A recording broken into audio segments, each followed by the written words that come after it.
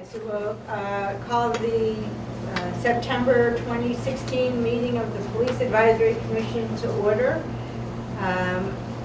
Our secretary, Chuck Bowles, is running late, so I will take over some of his secretarial duties, which have been, let's see, he has the review of the minutes, which we've already reviewed and approved. So the June 20th and July 18 minutes were approved at the August 22nd meeting.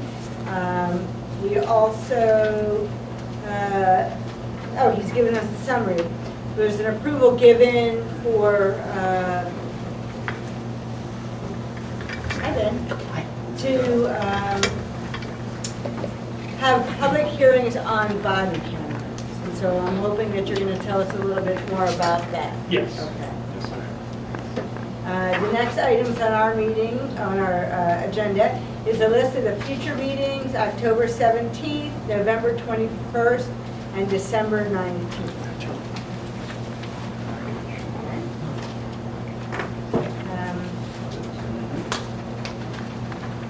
My report is simply that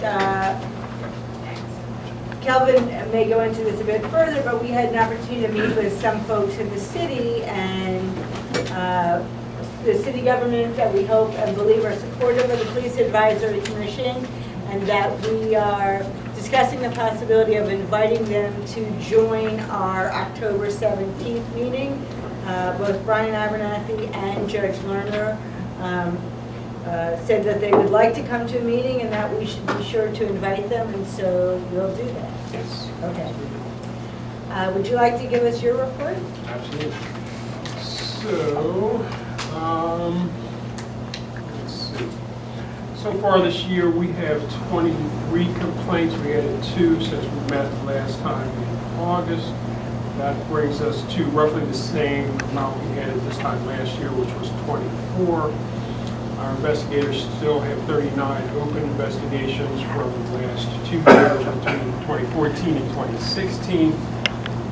Internal Affairs now has a total of 450 citizens complaints. They're running about 20% less than at this time last year. We were at 563. Our audit basket contains 148 complaints at this time.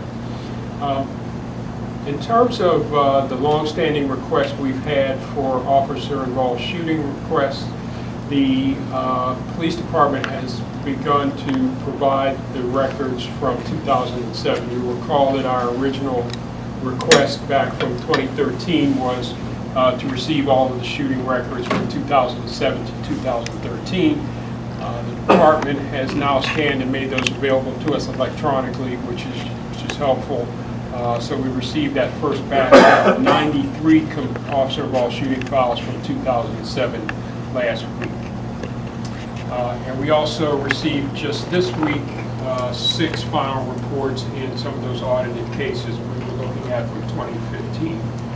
We'll be turning out final reports in all 6 of those.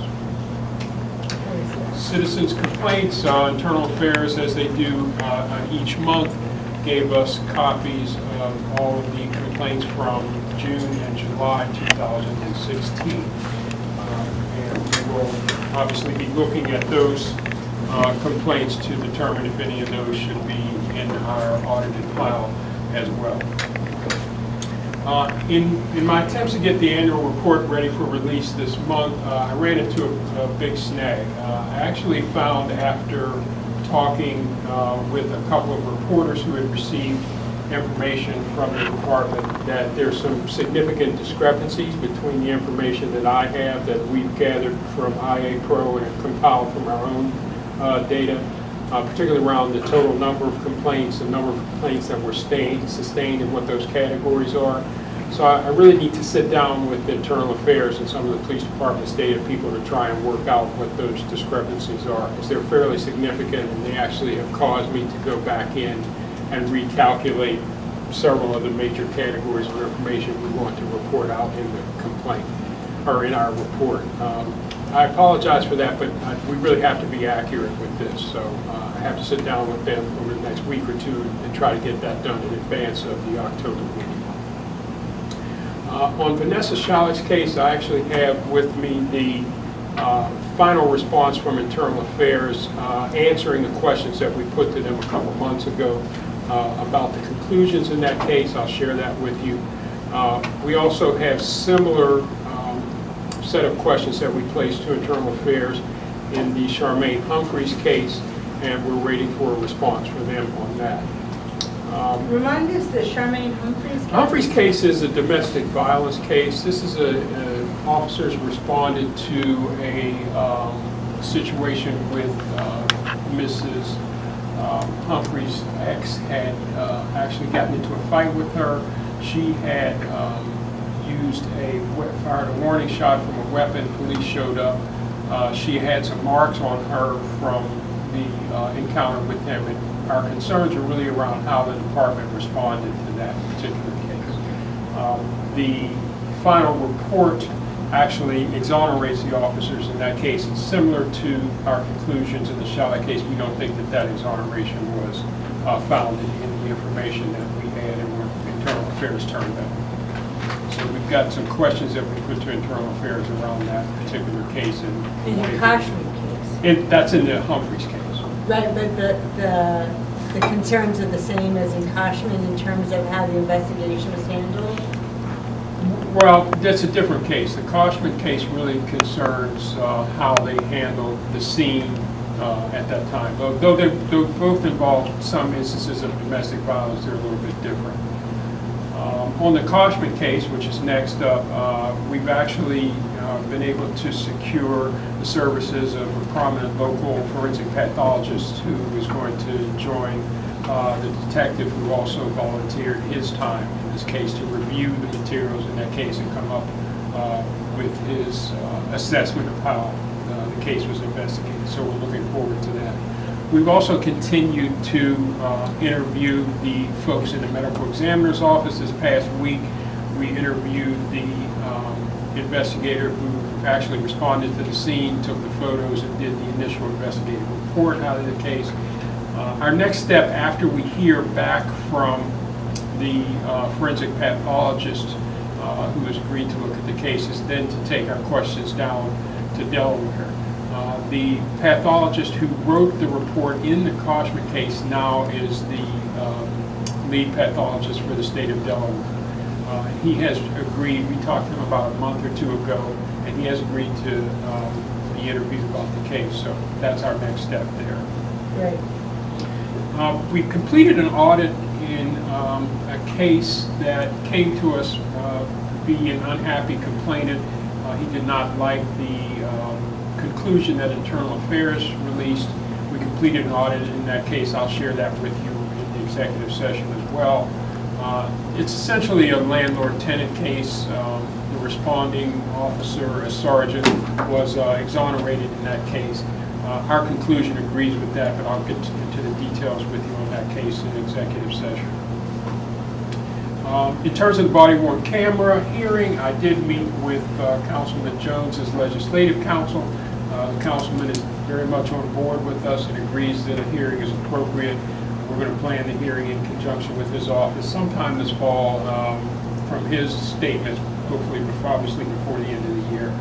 We'll try to get that on the books as soon as possible and let people know. The plan would be to have a traditional city council type hearing where we're going to take live testimony from experts. Actually, a number of prominent folks who have been involved in this question nationally have approached us and want to testify already, including the people who did the body camera analysis around the country. They're actually preparing a special report on Philadelphia, and they're going to present that. Their goal is to present that at our meeting. In addition to the standard meeting, we'll obviously put together some type of web and social media platforms to allow people to respond and ask questions in that way as well. In real time? Not necessarily real time, but we'll just put up something that says, what are your questions about body camera policy? We're having a hearing on date X. Great.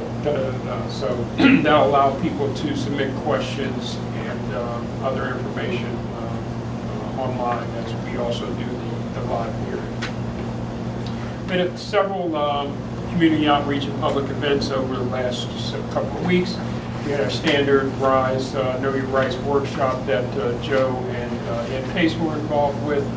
I did the Police Community Relations Forum with State Representative Acosta last Thursday up in North Philly. And last Friday, I did the Congressional Black Caucus Criminal Justice Forum down in Washington at the invitation of Texas legislator Shirley Jackson Lee. That was a pretty interesting panel. Several police chiefs who were involved in the Police Data Initiative, one from Charlotte Mecklenburg, the chief of Atlanta, myself, a couple of reporters who've been doing some reporting on police shootings. Very good forum down in D.C. on last Friday. As a result of that also, we've become, I've been involved with that legislator's particular bill that she has out.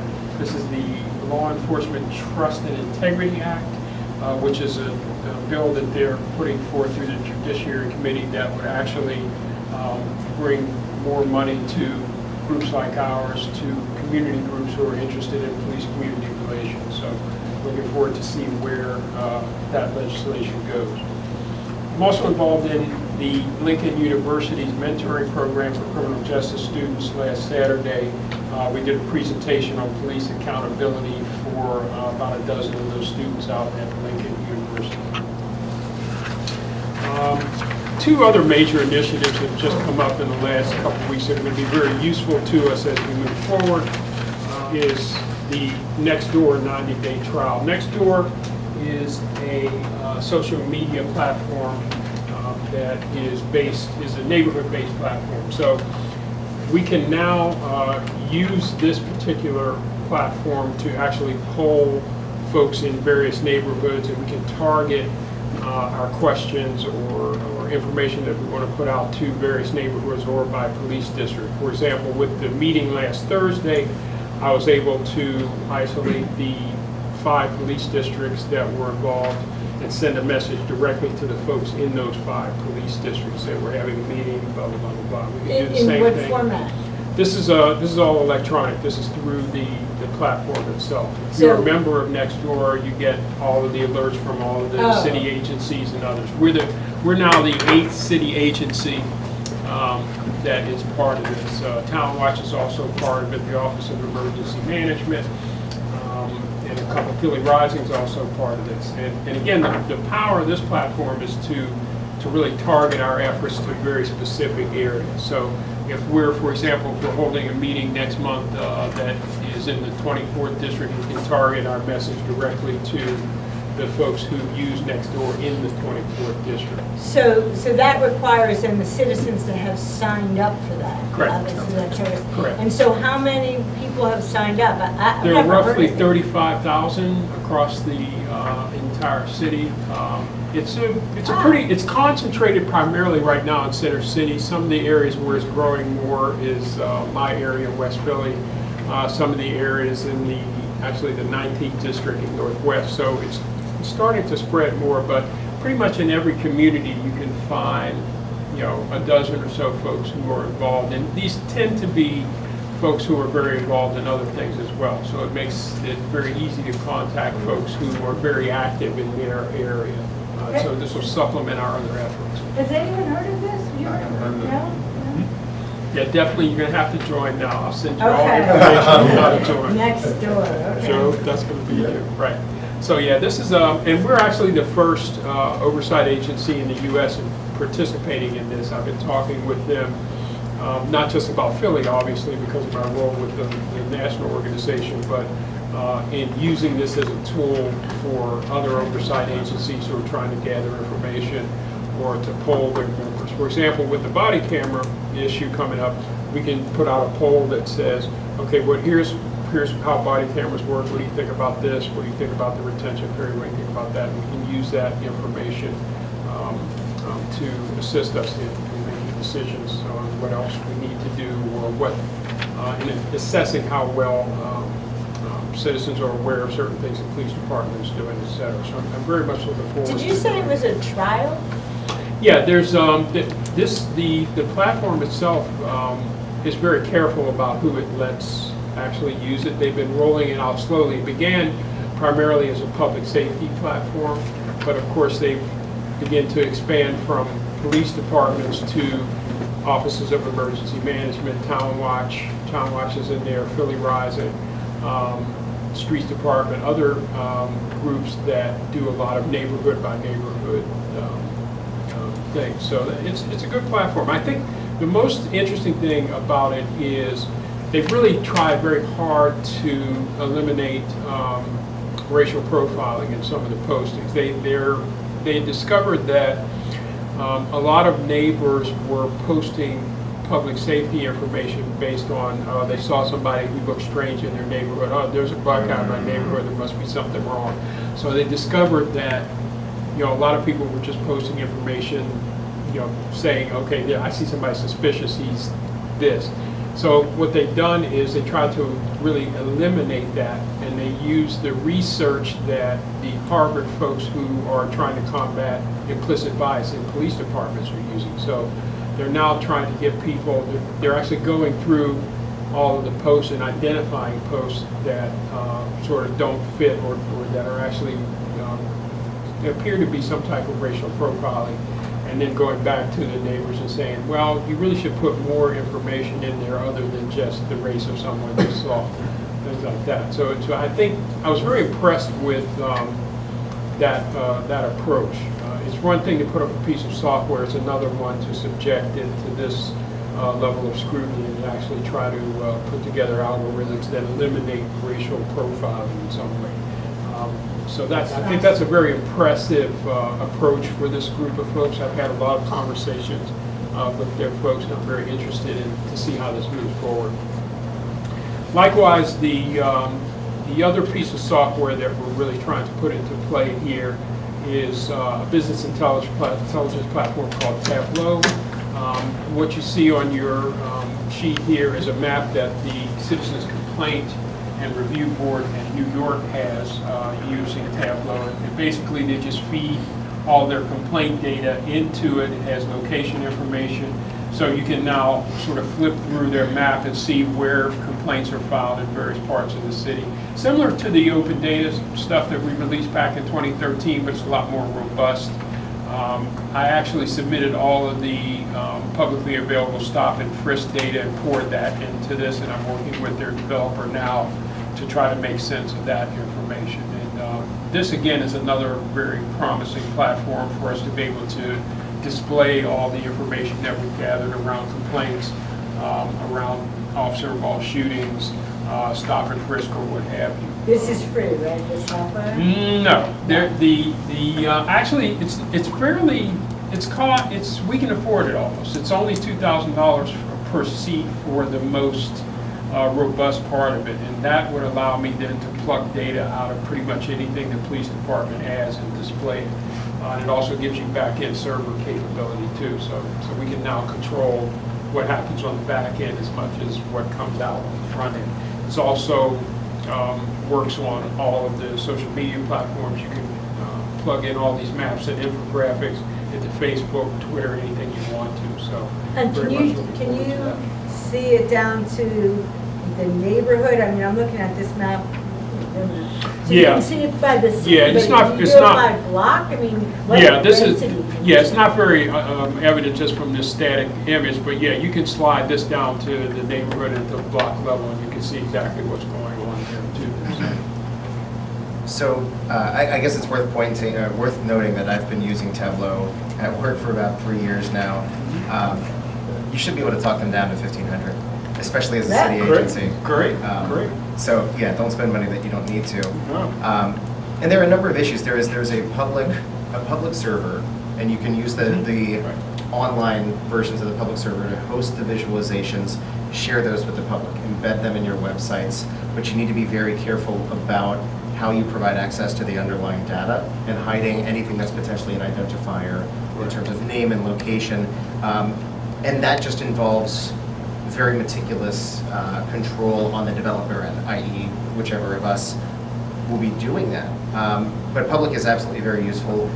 We don't use it at my employer. I suppose it's worth noting, I just helped my employer secure like a multi-year multi-million-dollar contract with Tableau. I didn't get any kickbacks from them, but I know my way around it.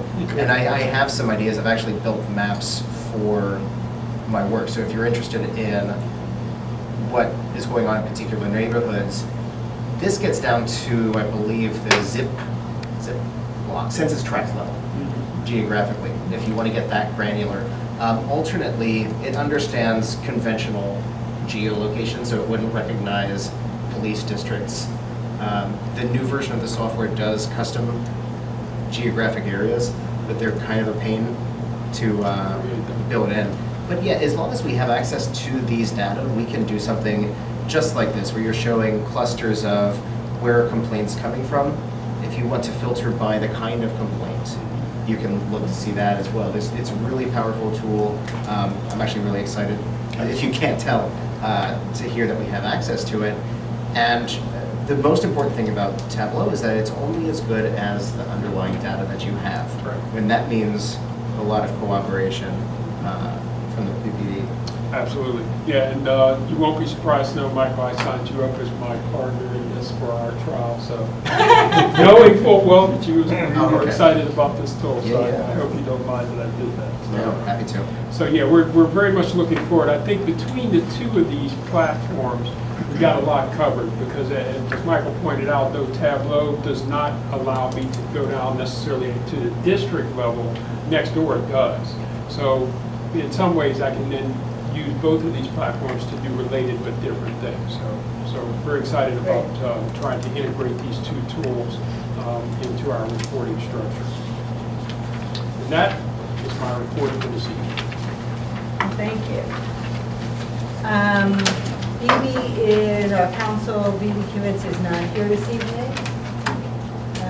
So I think we are at old business. Well, other than I already reported where we are on the annual report, which is part of old business, other than that, I don't know the other business. Okay, any new business? No. Any public comment? No. Well, I think this has been a brief but fruitful meeting, so thank you. Thank you for your time tonight. And, oh, please. August, YouTube is up. So you have July and August from this meeting, so. And Okay. Charlie's gonna try to get them before the next meeting, September. Thank you. And you're still keeping an eagle eye on that case. I forget the name. Elaine Bernstein. Oh, yes. Yeah. Yes. Didn't come up yet? Now, as I reported, it takes a while. And interestingly, we only got one case for PBI for this upcoming month. That's unusual, so Kelvin did question it. Yeah, I think it's worth mentioning. I'm a little perplexed as to how we can proceed forward. I know that their docket is pretty heavy, but to only be able to do one case in a month's time seems odd. So I want to look into that a little bit further. One of the things, it's worth mentioning also, one of the things that remains on the table from the DOJ is possibly combining the use of force review board with PBI. UFRB, for example, just sent a bunch of cases, shooting cases that we considered at last month's meeting to PBI for action. We've done this since I've been on in November. We need to figure out exactly what happens to those cases once they go to PBI. So that's another important question that's out there. Okay. Well, thank you. Hearing nothing else, the meeting is adjourned. We'll see you October 17th. And you'll have that posted, right? If Yes. it's anywhere other than here? Yes.